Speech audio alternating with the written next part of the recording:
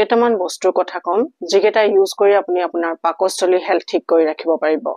আপোনাৰ পাকস্থলী ঠিক কৰি ৰখা মানে আপোনাৰ অটো ইমিউন বা যদি কিবা এলাৰ্জিক প্ৰব্লেম থাকে সেইবোৰ ঠিক হোৱাৰ ষ্টাৰ্ট হৈ যাব। ইভেন কেঞ্চাৰৰ নিচিনা প্ৰব্লেম আপোনাৰ লাইফত কেতিয়াও আহিব নোৱাৰে। অকল এয়াই নহয়, পাকস্থলী ঠিক ৰাখিলে আপোনাৰ মন শান্ত হৈ থাকিব। ইয়াত কম কেইটামান চাহৰ কথা। চাহ বুলি ক'লে আমাৰ কিছুমানৰ মিসকনচেপ্ট আছে, চাহ মানে বেয়া বস্তু। সেইকাৰণে মই চাহটো নকৈ ইয়াত ডিভাইন ড্ৰিংক বুলি ক'ব বিচাৰিম, যিয়ে আপোনাৰ পেট পুৰা ধৰণৰ ঠিক কৰি ৰাখিব পাৰে।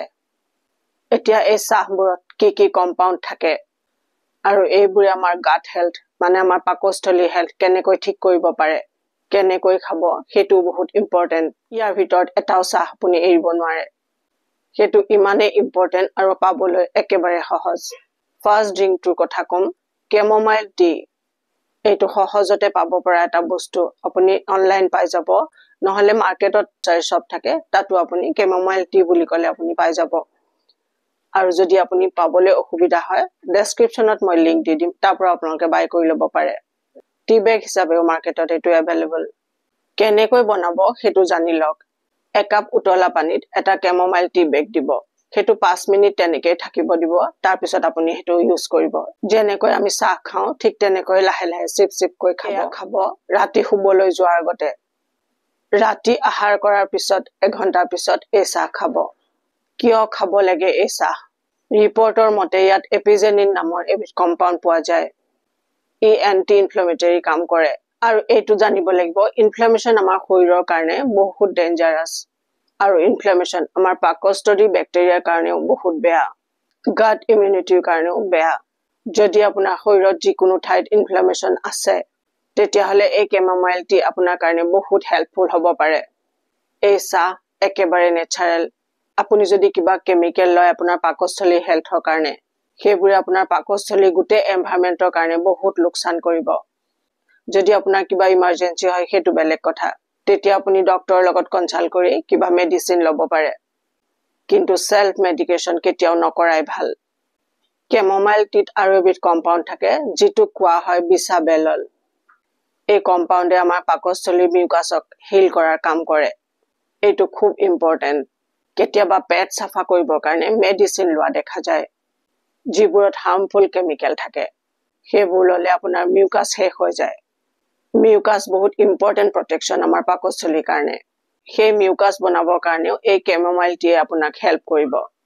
ৰাতি আহাৰ কৰাৰ 1.5 বা 2 ঘণ্টাৰ পিছত এই টি ল'ব। ইয়াত অন্য কোনো মিঠা বা গাখীৰ ইউজ নকৰিব। আৰু এই চাহত আপুনি পাব ফ্লেভনয়েড। ফ্লেভনয়েড আমাৰ গাট বেক্টেৰিয়াৰ কাৰণে বহুত উপকাৰী। এই চাহ ল'লে আমাৰ গাট বেক্টেৰিয়া সদায় বেলেঞ্চত থাকে। আমাৰ শৰীৰৰ 80% ইমিউনিটি আমাৰ পাকস্থলীত থাকে। চ' পেট ঠিক কৰি ৰখাটো সাংঘাতিক ইম্পৰ্টেণ্ট কথা। এই ডিভাইন ড্ৰিংকে আমাৰ গাট ইমিউনিটি ষ্ট্ৰং ৰাখে। যদি আপুনি সুস্থ হৈ থাকিব বিচাৰে, এই চাহ নিশ্চয়কৈ খাব। যেতিয়া আপুনি এই ডিভাইন ড্ৰিংক ল'ব, আপুনি ফিল কৰিব যে এই ড্ৰিংক আপোনাৰ ভিতৰলৈ গৈ গোটেই ভিতৰখন আপোনাৰ পজিটিভিটিৰে ভৰাই দিছে। কিবা এটা খোৱাৰ আগতে ভাল ফিল কৰি খোৱাটো খুবেই দৰকাৰী কথা এটা। ছেকেণ্ড ড্ৰিংক পেপাৰমিণ্ট টি, পুদিনা চাহ। এইটো ল'ব খোৱাৰ পিছত 1 ঘণ্টাৰ পিছত। পুদিনাৰ আপুনি টি বেগ পাব আৰু পাউডাৰো পাব। যদি আপোনাৰ কিচেন গাৰ্ডেনত আছে, আপোনাৰ ঘৰত পুদিনা আছে, তেতিয়াহ'লে খুবেই ভাল। আৰু যদি নাই, এতিয়াও আপুনি পুদিনা অলপ ৰুই ল'ব পাৰে চাহ খাবৰ কাৰণে, আপোনাৰ হেল্থৰ কাৰণে। 1.5 কাপ পানী উতলাব, তাত 10টা পুদিনাৰ পাত দি সেইখিনি 5 বা 7 মিনিট সময় উতলাব। ৰেডি হৈ গ'ল আপোনাৰ ডিভাইন ড্ৰিংক। আকৌ এবাৰ কৈছোঁ, খোৱাৰ 1 ঘণ্টাৰ পিছত এই ড্ৰিংক ল'ব। পেপাৰমিণ্ট, ইয়াত এটা ইম্পৰ্টেণ্ট বস্তু আছে মেন্থল। ই আমাৰ গাট মাছলছ ৰিলেক্স কৰে। নেক্সট ইয়াত আছে ৰ'জমেৰী নিক। এইটোৱে আমাৰ পাকস্থলীত এণ্টি অক্সিডেণ্টৰ কাম কৰে। এইটো এণ্টি ইনফ্লেমেটৰীও হয়। আৰু এটা কথা জানিব, যিটো এণ্টি অক্সিডেণ্ট আৰু এণ্টি ইনফ্লেমেটৰী, সেইটো এণ্টি এজিঙো হয়। আৰু ইয়াত আছে ফ্লেভনয়েড, যিটোৱে গাট বেক্টেৰিয়া বঢ়ায় আৰু আমাৰ গাট ইমিউনিটি ৰিলেক্স কৰে। আমাৰ ইমিউনিটি উইক হৈ গ'লে বেমাৰে আমাক সোনকালে এটেক কৰিব পাৰে। এই ড্ৰিংক ইউজ কৰি আপুনি বেমাৰ হোৱাৰ আগতেই আপুনি প্ৰটেক্ট কৰিব পাৰে আপোনাৰ পাকস্থলীক। পাকস্থলী সুস্থ মানে আপুনি সুস্থ। অসুখ হোৱাৰ পিছত কিমান প্ৰব্লেম ক্ৰিয়েট হয় সেইটো এবাৰ ভাবি চাব যদি আমি সৰু সৰু কিছুমান বস্তু ইউজ কৰি আমি নিৰোগী হৈ থাকিব পাৰো তাতকে ভাল কথা আৰু কি হ'ব পাৰে next divine drink ginger T আদাৰ চাহ আদাত জিঞ্জাৰল নামৰ এক কম্পাউণ্ড থাকে ইয়াত আছে এন্টি ইনফ্লেমেটৰী প্ৰপাৰ্টি আৰু আছে সগাউল যদি আপোনাৰ পাকস্থলীৰ লাইনিং বেয়া হৈছে আৰু পামচাৰ হৈ পয়জনাছ বস্তু ভিতৰলৈ গৈছে আপোনাৰ পাকস্থলীৰ পৰা তেজলৈ তেতিয়াহলে আদা ইয়াত যথেষ্ট হেল্প কৰিব এই ড্ৰিংক লোৱাৰ কোনো সময় নাই আপুনি যেতিয়া তেতিয়া ল'ব পাৰে আৰু যদি পেটত আপোনাৰ আলচাৰ হৈছে এই চাহে আপোনাক হেল্প কৰিব এই ড্ৰিংকে পেটৰ অদৰকাৰী মাইক্ৰবছবোৰ মাৰি দিয়ে যিবোৰৰ আমাৰ কোনো কাম নাই ইয়াত আৰু আছে কাৰ্মিনেটিভ প্ৰপাৰ্টি কেতিয়াবা খোৱাৰ পিছত পেট ফুলা প্ৰব্লেম হয় ইয়াতো হেল্প কৰিব এই ড্ৰিংক খোৱাৰ 1 ঘণ্টাৰ পিছত খাব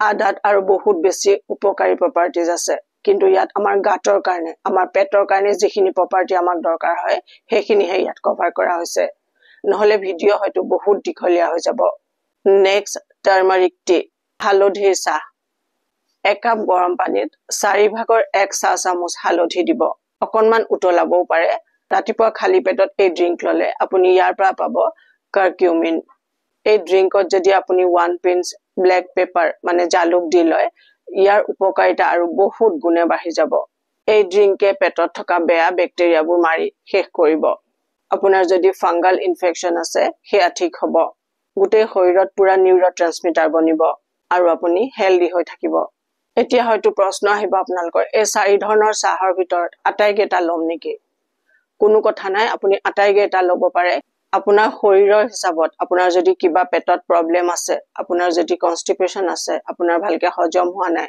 আৰু অন্য ধৰণৰ যদি আপোনাৰ পেটত প্ৰব্লেম আছে সেই প্ৰব্লেম হিচাপত ইয়াত কোনটো চাহে কি কাম কৰিব ইয়াত গোটেই ভিডিঅটো ডিটেইলকে কোৱা হৈছে সেই হিচাপত আপুনি ল'ব আৰু যদি আপুনি ধৰিব পৰা নাই আপোনাৰ কি প্ৰব্লেম আছে তেতিয়াহলে 1 নম্বৰ চাহটো আপুনি কেইদিনমান খাই চাওক আপুনি কি প্ৰফিট পাইছে সেইটো আপুনি জানিব তাৰ পিছত অলপ দিন খোৱাৰ পিছত হেতু আপুনি নেক্সটটো খাব খুব সাধাৰণ বস্তু আৰু একেবাৰে নেচাৰেল বস্তু কোনো ধৰণৰ কেতিয়া আপোনাৰ প্ৰব্লেম দিব নোৱাৰে এই বস্তুবোৰে আমি অসুখ হোৱাৰ পিছত আমাৰ বহুত কষ্ট হয় ডক্টৰৰ ওচৰত দৌৰা-দৌৰি পইচা খৰচৰ কথাটো আছে আমাৰ হেলথ বেয়া হয় আমাৰ মন বেয়া হয় গোটেই পৰিবেশ নষ্ট হয় এবাৰ বেমাৰ হৈ যোৱাৰ পিছত সো বেমাৰ হোৱাৰ আগতে যদি আমি সৰুখৰা কিছুমান যত্ন লৈ থাকো তেতিয়াহলে আমি বাচি যাব পাৰো বহুত বেয়া কথাৰ পৰা আমাৰ পাকস্থলীৰ ওপৰত আমাৰ গোটেই শৰীৰৰ স্বাস্থ্য নিৰ্ভৰ কৰে সো পাকস্থলী ঠিক কৰি ৰখাটো এটা সাংঘাতিক ইম্পৰ্টেন্ট কথা এটোত অকমান মন দিব আপোনালোকে ভিডিঅটো বহুত শেয়াৰ কৰিব যিসকলৰ প্ৰব্লেম আছে তেওঁলোকৰ হেল্প হৈ যাব